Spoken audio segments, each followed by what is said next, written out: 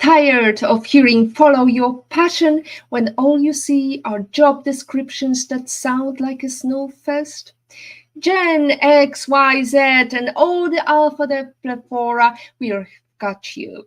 In this video, we are debunking the myth that your dream job has to be grand, life-changing adventure. Welcome to PhD with Woman on It, Hack the Future. My name is Beata Young, and today's PhD Positivity Hack delivered will be by our guest, Tracy Brower. Topic: forget, follow your passion. Your dream job might be hiding in plain sight. Episode 156 starts here. Let me remind you, this is a grassroots community that focuses on women on IT, an inclusive forum of women in technology, startups, and female leaders who are supported by men as well. And I bring heart to that hustle because empathy is my motto, and empathy is critical when you are building your dream career. First, let me remind you about the great thing that's been happening in our world. Happy birthday and congratulations to Jonah Anderson for winning the Arbets Utveklare Award of Developers Day in Stockholm. I'm sorry if I spelled that award wrong. Sweden, we love you. Hope you're staying hot and wishing you all the best, Jonah. Join our former PhD guest and founder of Make Love Not Porn, Cindy Gallop, this October 15th till 18th in New York City for the Black Week Conference, where she will be one of the speakers. Best of luck, Cindy.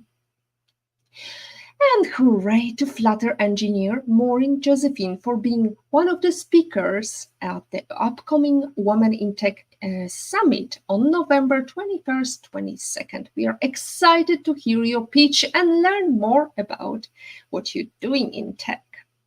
Now let's go back to our topic. Forget, follow your passion. Your dream job might be hiding in plain sight. Discover how to spot hidden gems in everyday jobs. Unlock your hidden talents and turn your meh career into a wow experience. We're talking about finding purpose, passion, and a paycheck all at the same time.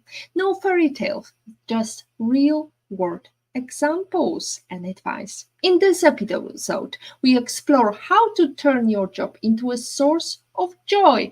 Our amazing returning guest, Dr. Tracy Brower, is sociologist and author of The Secrets of Happiness at Work and Bring Work to Life. With her extensive career experience, Dr. Brower offers actionable strategies to embrace meaningful work and create a fulfilling career every single day.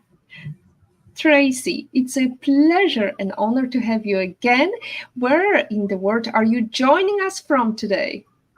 Thank you for having me. It's a pleasure and honor to join you again. I'm actually coming to you from Indianapolis, Indiana today. I am at one of our dealers and we have an event tonight. So it's wonderful to spend some time with you. It's great to have you. We are in different format, as some of our audience can see. No longer vertical. Horizontal. Now it's vertical, but we are still going to give you nuggets of information and actionable points because, I had a conversation with Alex Medana about working hard, and he says we have been oversold work-life balance. There is only life. Our brains and body do not compartmentalize a life outside of work and work. Cortisol knows no barrier. What do you say to that? Oh, I couldn't agree more. I always say work is part of a full life. And there's this wonderful data on spillover as well. We all know if you are happy in your work, that tends to spill over to the rest of your life. But the opposite is also true. When you're happier outside of work, doing your volunteer work and all of your contributions to community and family and friends, that actually changes your perception of your work and you feel more positively about it. But work is part of a full life. It's how we think about esteem. It's how we think about our contribution. It's how we express our talents. And so there really is less compartmentalization than we might think. And that's a good thing because it's a whole continuum in terms of our life experience. And I actually mentioned to Alex that it's more work-life integration, which in the world of technology, we know that, you have to have a perfect balance, but it's never going to be perfect because you have to tweak things and fix code and make sure that it is a work in progress. Now, speaking about work in progress, when I think about Gen Z, which is the biggest obstacle now because they really want to have a vision, a purpose, and they demand more and more from work. So, what would be your approach? Is there a different approach to boomers versus Gen Z? Tell us. Yes, absolutely. What's really interesting is if you look at the data about generations, we can think about life stage as more important actually than age. And we all have similar priorities in terms of what we want from our work, but those priorities shift in terms of their order depending on our life stage. So when we're earlier life stage, like Gen Zs, the number one thing that Gen Zs want from their work is a sense of purpose, a sense of development, visibility, and the opportunity to build social capital. Mid stage, we're threading the needle. We've got, elder care and child care and all the things. The number one thing we want is support for performance. Get in, get out, do the daycare dash at 5, do the elder care dash at 5. Late stage, people really prioritize leaving a legacy, being part of the organizational memory, mentoring others. We all care about all of those things, but we sometimes, as I mentioned, put them in different priority order. The other thing to know is that Gen Z struggles most with issues related to mental health, burnout, challenges with things like depression, anxiety. We all struggle with those, but Gen Z struggles the most. So when we can create the conditions for psychological safety, when we can create the conditions where they can be comfortable with discomfort, try new things, innovate because they know we have their backs and we're supporting them, that is also really, really effective for Gen Z. It's great examples. However, how do we create that? How do we create the safety net for those who enter in the market, never had experience working in a very vibrant office environment, whether it's online or hybrid work? How do we create that dream job for them? Yeah. So one of the first things we can do is we can give them meaningful work. Like, I think one of the challenges is that sometimes if people are new, we may not give them enough to do or give them enough challenges to face. So number one, give them hard things, give them interesting work, give them meaningful work. I think another thing is to give them feedback and coaching, to stay close in terms of saying, gosh, this went really well, or wow, we could have done this one a little bit differently. Stay close, give them feedback, give them coaching. Also, give them the opportunity to connect with other team members. So set up opportunities for a buddy to be available to them. Set up opportunities for a mentor to be available to them. Connections and our feeling of community, our feeling of being seen, our feeling that somebody's paying attention are significantly correlated with happiness. So when we can set up the conditions for people to feel that connection and to have those opportunities for relationship, that moves the needle as well. And the last thing I would say is that we can absolutely give them opportunities for ongoing development and stretch. Give them opportunities to learn. Give them transparency in where their pay will develop. Give them transparency in what succession planning or classes or training or development opportunities might be. They really value those kinds of things as well. These are very good and valid points because, after all, everybody wants to be supported, noticed, and be part of the team. And now we know that depression gets really tricky to deal with. I mean, mental health is a very sensitive topic, and throughout pandemic, we've seen that many people had to reestablish their career path on or change the way they lived. So I'm just wondering, in case you recognize that somebody may not be quite performing as they used to be, and they are maybe suffering mental health issues, how would you suggest approaching this person and making sure that they are not being pinpointed or on the spotlight, because it's such a delicate topic, but at the same time you want to make sure that people feel supported and they are at their best? You have said it. It's a balance, right? Like we need to be really sensitive to what people might be going through. I think the biggest thing is when people feel like you're paying attention, like you are noticing them and how they're doing. And we don't have to be social workers to each other, but we can check in and ask questions. Gee, how are you doing today? Or, how is it going? And we can take cues from people about how much they might want to chat with us. And we don't necessarily have to solve their problems, but we can provide resources. So we might be able to refer them to an expert in the organization. We might be able to refer them to an EAP, an employee assistance program kind of thing. We can make sure that we continue to check in and make sure too that we're holding them accountable. Like, I think this is one of the balancing acts. One of the things we might think of is, oh, I'm going to give somebody lots of space and lots of opportunity to kind of feel better and deal with whatever they're dealing with. But people also want to know that they matter, that we want their brain in the room, that we want their deliverable, that we want them to show up. So it's a balance of giving people enough space and time and opportunity to work through whatever they're working through, and privacy to do that, and to let them know that we absolutely still value and need their contribution and their opportunity on the team and their contribution to the team. So that's another thing as well, is finding that balance. Finding the balance, the integration, and we have a great support from our audience. So let's talk about some of our comments here. We've got Natalie, who says, hello, Beata, and hello, Dr. Tracy Brower, my favorite PhD guest. Thank you, Natalie. I'm glad you enjoy watching and listening to Dr. Tracy. And we have Olga Vasina, who says, great to see you back, Tracy.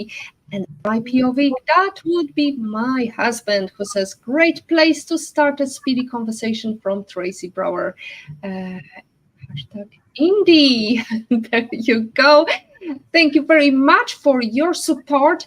Now, Tracy, we talked about the fact that we need to find passion.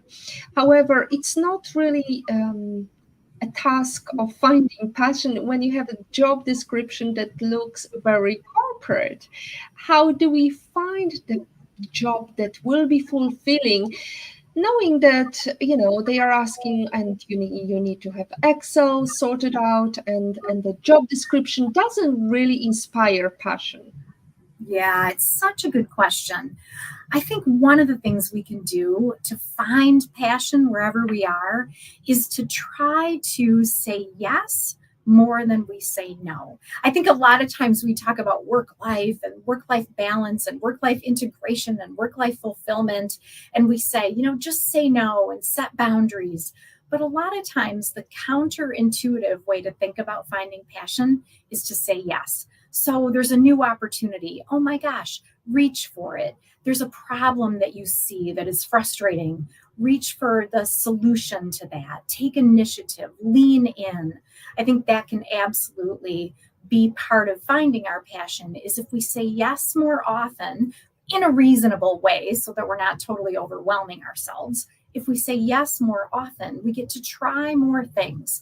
And variety can give us the opportunity to figure out where our passion is and what might give us energy in our current environment.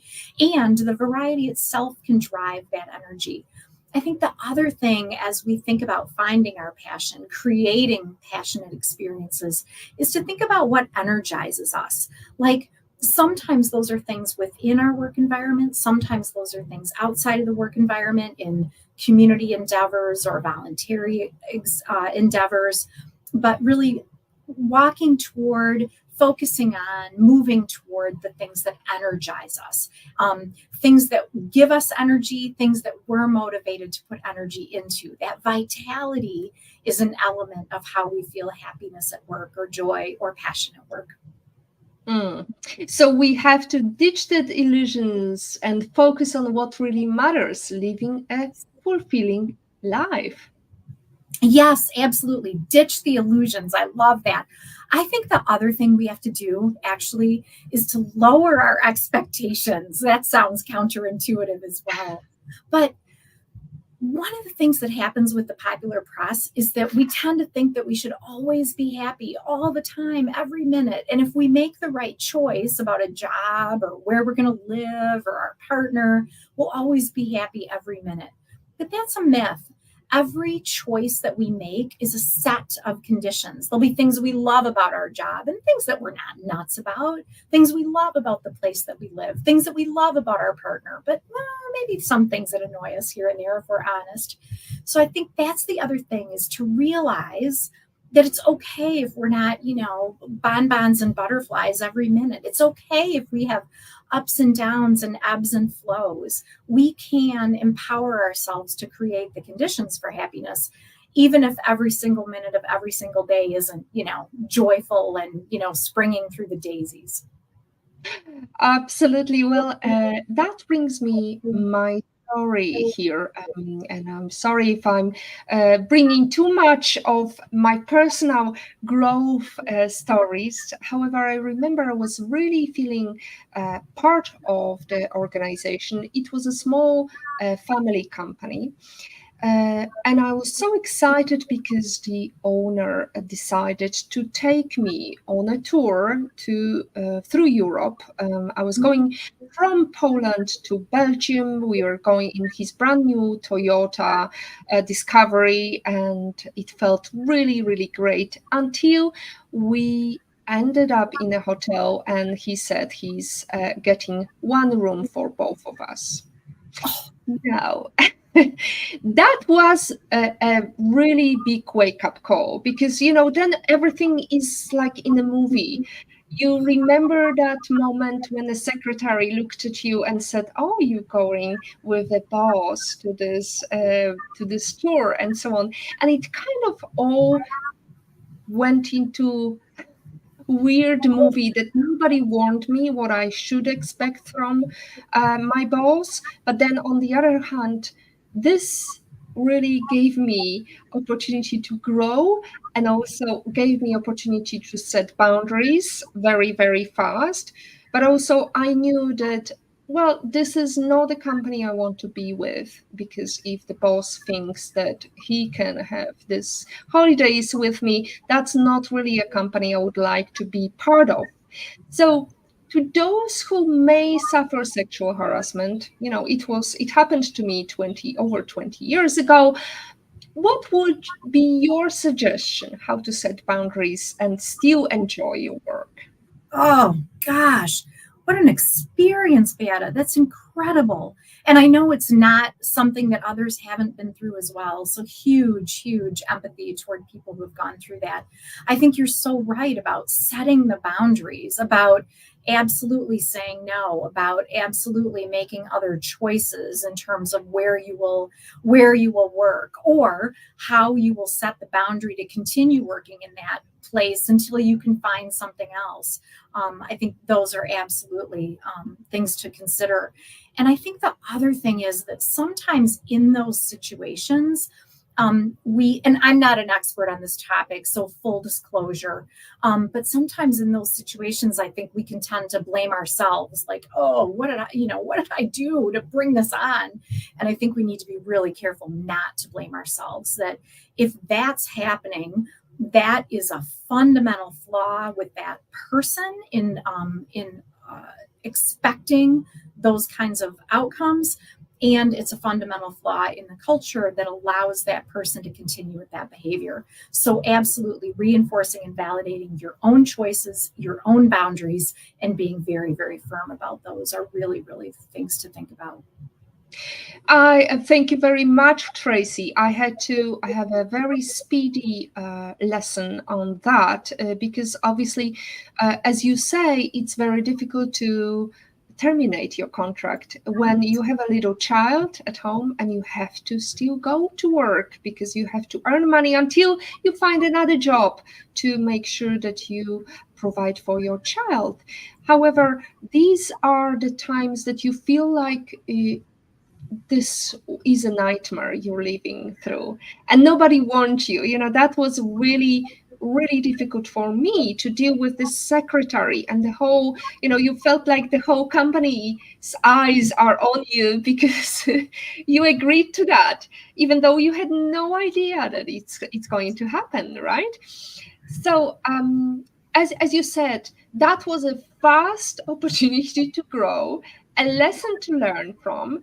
And again, sometimes life is going to throw unexpected things. And rather than dwell on that, you have to pick up yourself and find better job, better purpose, better fulfilling life. It's so true.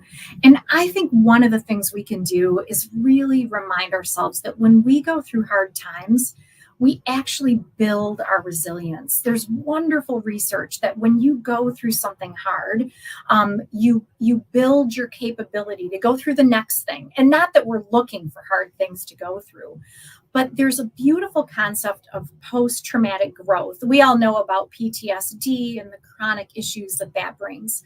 There is also a thing called post-traumatic growth.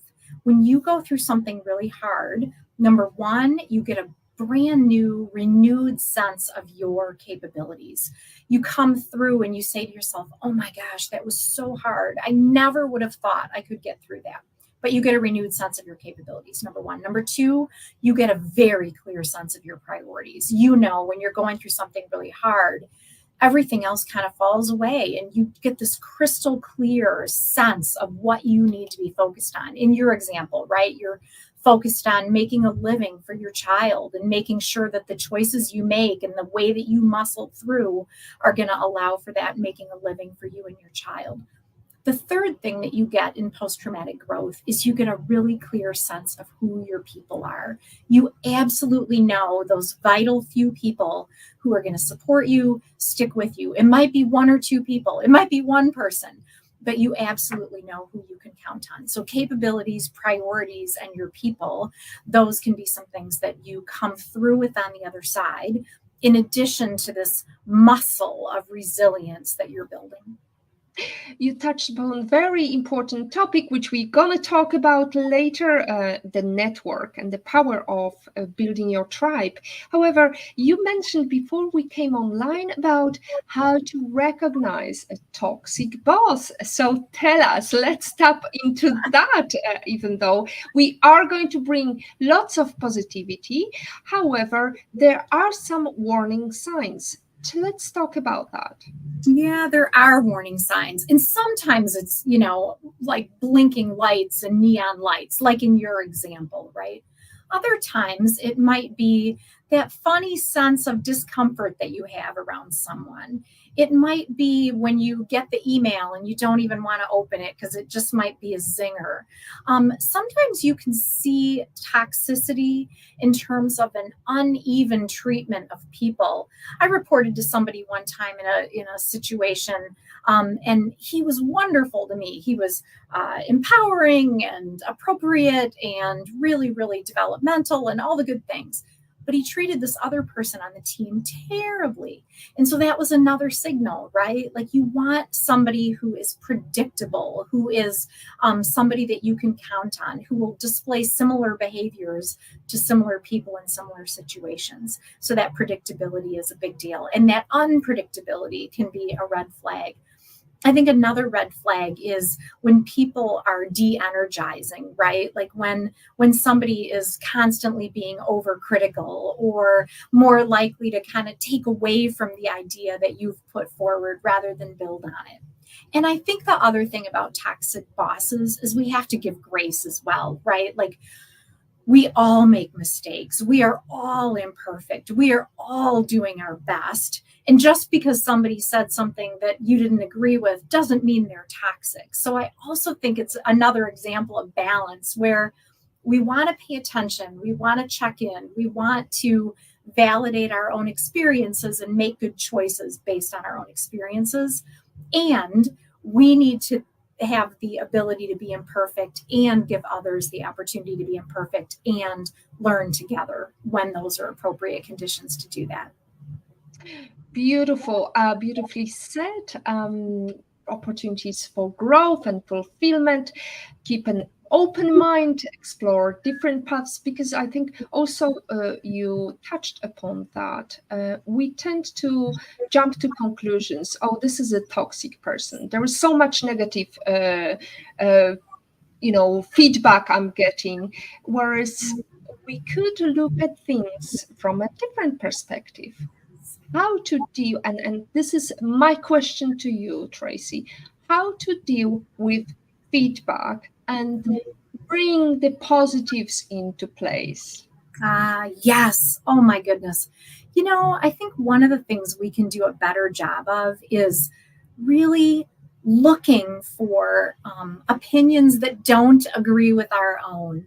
The algorithms work too well today. We tend to be served through social media and through our live streams and our feeds. We tend to be served information that already agrees with what we think. And we can have an unrealistic understanding of the views in the world that are all similar to ours. And so it's a really good idea when we can look for contrary opinions, when we can look for differences of opinion, when we can seek to learn from people who feel differently than we do and kind of assume that we don't have all the answers. We might be awfully smart or awfully confident, but we don't have to flip over into arrogance, right? We want to stay with humility and say to ourselves, what am I not thinking of? What does this person have to offer me? And sometimes that comes in the form of feedback to your question. So I think when we get feedback, it's so important that we think about, what about this makes sense? In what way can I understand this feedback as helpful to me? Even if I don't agree with all of it, what are the nuggets of truth that might help me to continuously improve? And I think when we're giving feedback to other people, we always want to consider what are their goals and what are the ways that we might be helpful in giving feedback? Because feedback is a gift and feedback is a risk, right? Like we step out and take a risk in the relationship when we give somebody feedback. So it's definitely a two-way street, and we can definitely learn, continuously improve, and know that we'll never have all the answers. And there'll always be somebody who has something to offer us that we can learn from. Well, feedback is a powerful tool also in networking. And you had a great article about having a coffee recently on Forbes. So tell us about how to build your confidence, how to have a coffee, and how to grab a coffee to pick somebody's brain and get feedback. Yes. Oh my gosh. That was such a fun article to write. I think sometimes we think about networking coffee chats as, that's a nice to have, or that might be a little bit fluffy, but it is lifeblood in terms of building networks. And there are the elements of a coffee chat where you're building your network. That's a person that you can learn from. That's a person you can get advice from. That's a person that might be able to connect you to somebody else later when you're looking for your next career opportunity. But also it is about the fulfillment of that connection, right? Like we feel more fulfilled when we feel connection. 50% of people globally say that they experience loneliness, say that they don't have friends, they don't feel as connected to their coworkers as they would like.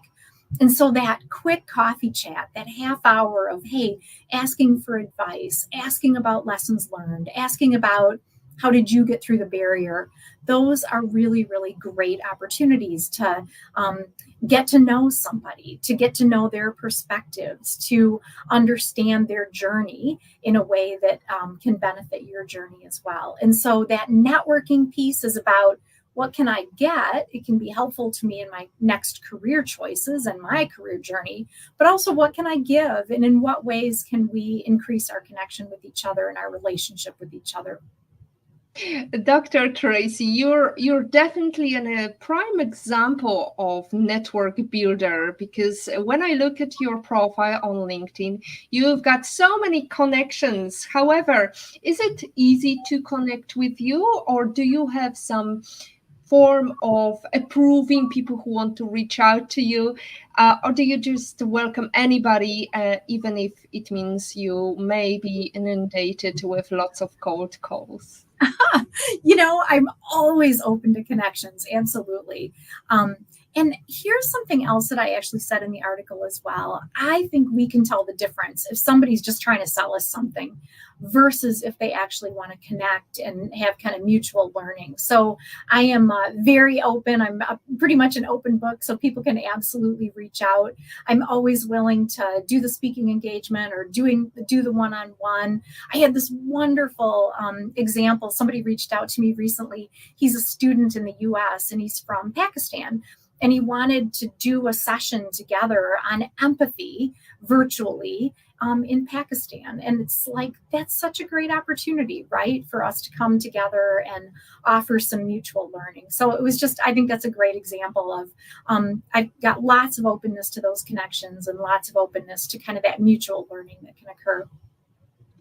Wow. So what did you learn from the student about empathy? It was so interesting. He said that he felt like our culture was actually more empathetic than what he had been used to at home, just in his personal experience. He wasn't being evaluative of countries or belief systems or anything like that, but he said, gosh, my personal experience has been more empathetic here. And so he really wanted to think about, how do you scale empathy? How do you model empathy? How do you train for empathy? And so I think it was just a wonderful example of a growth mentality and wonderful learning about growth mentality, that none of us have it all figured out. We can always improve on empathy and everything else. And so how do we bring the ideas about any concept, empathy as an example, to bear? How do we bring those concepts to others? How do we scale? How do we expand? How do we extend those concepts and those ideas? So for me, that was wonderful learning that he was taking so much initiative. And he's so young. He's in high school. It's like, wow, very cool that he is empowered to take that action. That's beautiful that you're helping figure out the life in the US and contributing your own time. So since we are talking about work-life balance, how do you avoid burnout? That is an important question. There is new data nationwide. This was actually US data, it's not global data, but 98% of Gen Zs said that they felt burned out. Like, that's just shocking, right? That's amazing. How are we supporting Gen Zs? In what ways are we supporting any of us at any age to make sure that we are avoiding burnout? Burnout is super related to depression. There's a kind of a Venn diagram of overlap in terms of burnout and depression. That's one thing to know. The other thing is that burnout tends to be defined as three things. When we feel burnout, we feel cynicism, like, we just feel negative about things, right? We also tend to feel trapped. We feel like there's no place to go and there's kind of nothing that we want to go toward in terms of our current experience. And burnout is also characterized by feeling ineffective, Like you show up, you do your best, and you just don't feel like you get anywhere. You just don't feel like you're doing enough or effective enough. And so there are a few things that we can do about that. One is that we can look for learning and growth opportunities. I mentioned that when we stretch, when we learn, when we're challenged, that's highly correlated with happiness. And so when we're feeling ineffective, if we look for new opportunities to grow, if we look for new things that we can learn, that is actually really, really helpful. That also is helpful in that idea of feeling trapped. Like the more we can learn about new opportunities, the more we can lean in or take initiative, that can help us with that feeling of being trapped. The other thing then is towards cynicism. What do we do about that? Sometimes that has to do with choosing your network and choosing the people that you want to be around. There was another global study. This was maybe about a year and a half ago or so. And people were asked, how have your networks changed? And lots of folks said, my network has gotten smaller and tighter. And I have made some really intentional choices about who I spend time with. And I'm really choosy about spending time with people who I can provide contribution to, who tend to energize me, who tend to be the people who nurture or nourish me. So I think that's the other thing we can do as we think about burnout is think about our tribe, think about our people, think about who we're spending time with. The people who can give us tough feedback and help move us forward, the people who can give us safe haven support and kind of be there no matter what, the people who are new UN friends that we may not have seen in a while, but represent continuity in our life and in our career. Those are people who can be helpful. So thinking about learning, stretching, leaning in, thinking about exploring new opportunities, and thinking about making connections can all be really helpful in terms of burnout. That's beautiful advice. Quality people only in your network, but also being able to reach out to those who may not be in your immediate network because you may need their feedback, their help. And there are some great advice, and I encourage everybody to reach out to our previous episode with Kelly Howie, who talked all about network. She's a networking expert, so I would encourage you to do that. We have got a great question from Natalie, who's, as she mentioned, you're her favorite guest. How does someone balance practical skills with passion? Is it possible to blend the two, or should they be viewed separately? What an interesting question. That would be very cool to write an article about. But when I say write an article, it doesn't mean I have it figured out. It means I want to think more about it. I think practical skills and passion can absolutely go together and be side by side. So practical skills, we want to learn, we want to grow. We need practical skills that will benefit us through our career. And passion is about the things that energize us. So I think we're always looking for the overlaps between those. We'll never have perfect overlap, right? Like we're going to have a job where there's things that energize us and things that are never like, expense reports. Like those are never like high energy opportunities, right? We do good work and we do integrous work with our expense reports, but they're not the thing that's going to light us on fire.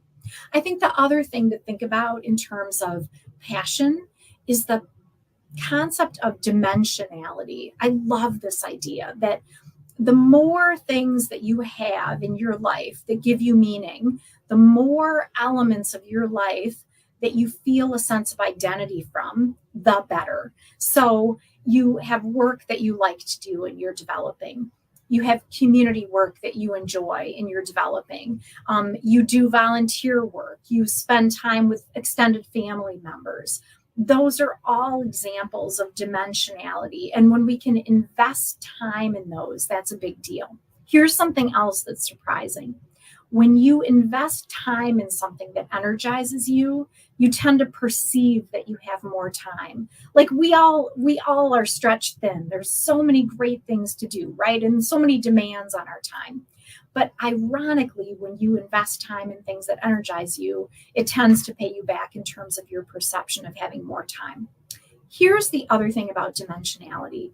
It works really well when there's overlap in what you enjoy. So maybe there's somebody who owns an art gallery and she, curates the art in the art gallery, but she also loves to hike. And when she hikes, she finds elements of nature that really inspire her for the next artwork that she's going to do.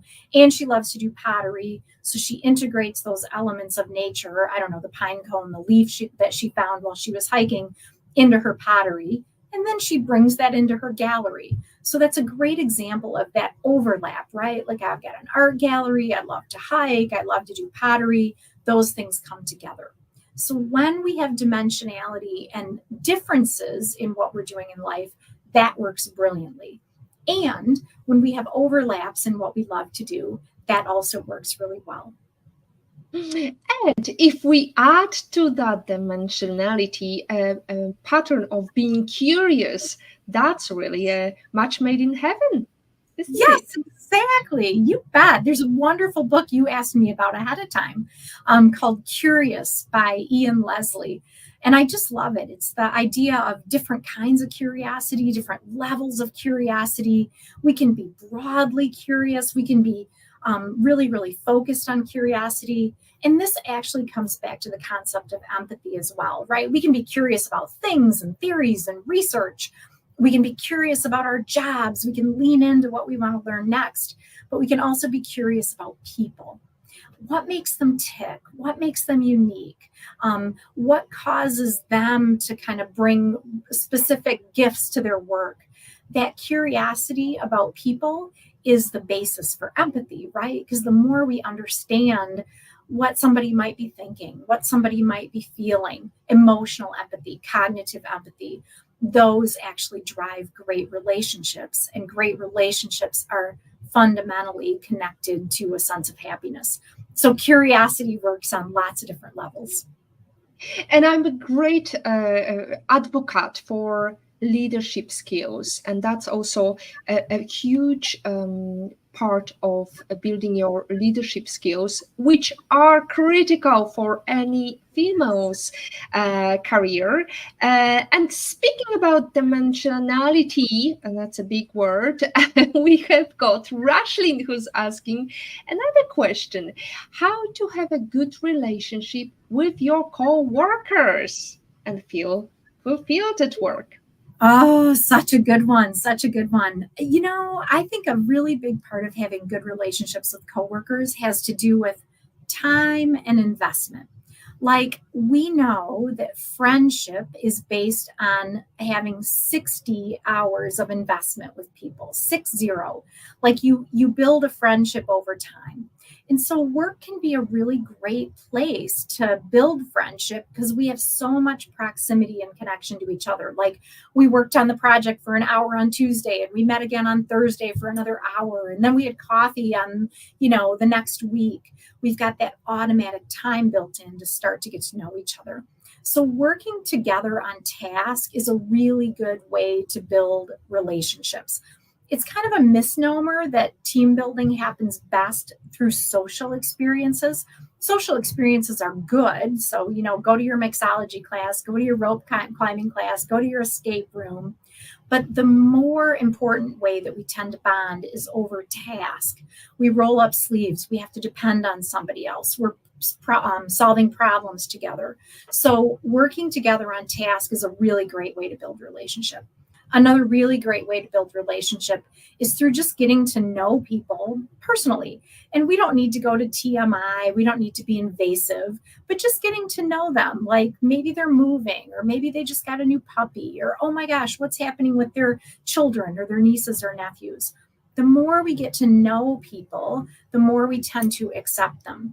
We have a cognitive bias toward familiarity. It's called the familiarity bias, or relatedly, it's called the recency bias.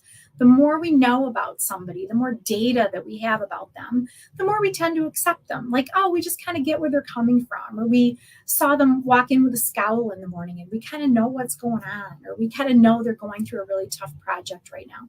So when we ask questions, when we get to know people, when we invest time in just being curious and learning about people, that's a great way to build relationships as well. And I think the last thing, lots more things, but the last thing I'll say at the moment is when we look for common ground with people, when we look for the things that we are both interested in, or we look for the things that make both of us laugh, or we look for the music that we tend to both like or both dislike, those can be wonderful opportunities to build a relationship as well, looking for that common ground, that common language. Because none of us are able to achieve success without help along the way. So speaking about success and who helped you shape your career as it is, who are you grateful for, and what did this person contribute to in terms of your career, Tracy? Oh my gosh, so many people I'm grateful for. So many people have been shaping in my career. My very first boss was amazing. I joined him and worked with him right out of college. And he gave me so many opportunities and pushed me and supported me to take risks. He would have me lead meetings probably before I was ready, right? But he'd push me and give me feedback and give me coaching. We worked at a manufacturing organization, and he insisted that I work on third shift in the production area on the production line on third shift for 3 weeks. And it was the most amazing learning in terms of understanding the business, in terms of understanding and being empathetic toward lots of different kinds of roles that people do. That was one of the things that he carved out in terms of giving me time and coaching and feedback. And this is the best part. So this is years, decades ago that I worked with him. And I just had to be, he moved, and I just had to be in his neck of the woods for a business trip. And I looked him up. I happen to know his wife and a couple of his kids in the process all those years ago as well. So I looked him up, and I had, iced tea with he and his wife. It was the most wonderful thing years later, decades later, to stay connected and to, just come together and be reminded, oh my gosh, I appreciated him then. And I really, really appreciate him now as well. That's great to have these people who can support you, who want to support you, who want to make you succeed. But definitely communication skills were critical to get them know you, get them what tickles, what is really the substance of Tracy. And we've had this familiarity bias, as you said, because we had you here. It's the third time you're speaking to us. However, I wondered if you have anything to say differently about your life lesson quote. Oh, there are so many good quotes. One of my favorites is Robert Brault, and he says, "Enjoy the little things in life, because someday you'll realize they are the big things." I just think that says so much about presence, about mindfulness, about hope, about gratitude. And actually, gratitude is super correlated with happiness.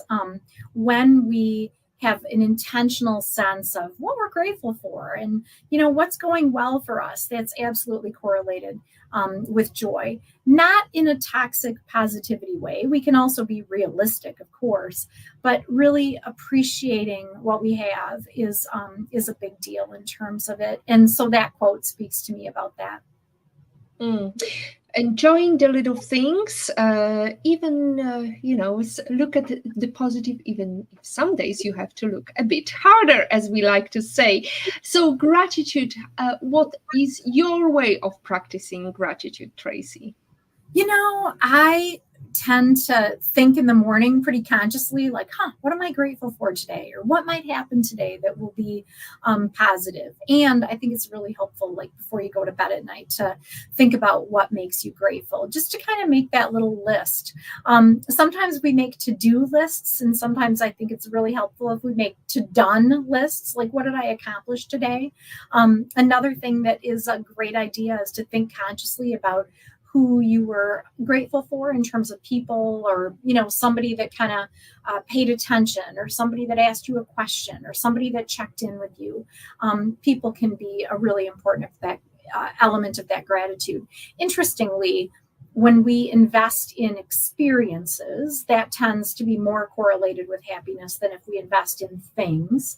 When we are grateful for capabilities, people, situations, that actually tends to move the needle a little bit more than when we're grateful for things. And so we want to think broadly about what are those conditions, what are those situations, what are those capabilities, what are those hopes that we can be grateful for on a regular basis. It's a valid point, because in the world of instant gratification, when we are surrounded by social media telling us, you've got to have more and faster, and faster cars, better phones, and marketing world is speaking volumes about, you can't really live fulfilling life without this newest phone model. That really gives you a thought and a focus on the things you have that are really meaningful. So if you could give our listeners one bold challenge or a piece of actionable advice to help them make their career more fulfilling and their work more fulfilling, what would it be? How can they start implementing this today to see real progress in their professional journey?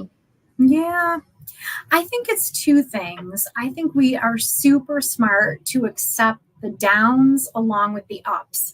Like your point, right, is happiness adaptation, or hedonic inflation, hedonic adaptation. That is the idea that we think we have to get happier, happier, happier all the time. And we have to kind of understand that we will have ups and downs, and give ourselves permission for the downs as much as the ups, and not just chase happiness for its own sake, but create the conditions for happiness. The things we've talked about: learning, stretch, connection, purpose, gratitude, performance, leaning in. So really, instead of just chasing happiness for its own sake, instead of looking for more, more, more all the time, being focused on what we have gratitude for what we have, and really create those conditions for happiness. So that's one, is to relieve the pressure on ourselves for more, more, more all the time. I think the other thing is to lean in, to say yes, to take initiative. There's all this crazy stuff about quiet quitting, and, lazy girl jobs, and, minimalist Mondays where we're just going to lay around on the couch. But actually, it's a big deal when we feel like we're making a contribution, when we're putting energy into something that contributes to our esteem. It contributes to our feeling of being part of a community. It contributes to our sense of joy. It contributes to our sense of identity and dimensionality. So my other actionable advice, in addition to relieving the pressure, is to say yes, take initiative, really, really lean in terms of doing your best every day. Doing your best every day, growth mentality. And speaking of dreaming and pushing boundaries, we always ask this question about: imagine you could travel anywhere in the world and have a private breakfast with anybody in the world. So now is your ask whoever is listening. Maybe they will listen to you and have that private breakfast. Who would you invite, and where would you go to? So many people. This is such a hard question, but I would love to have breakfast with Warren Buffett. We've got this little kind of diner place in town. It's called the Windmill Restaurant. They've got the best breakfasts ever.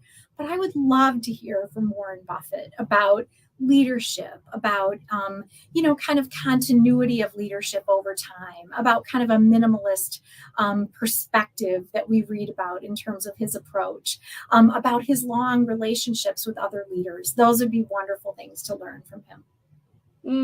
Beautiful.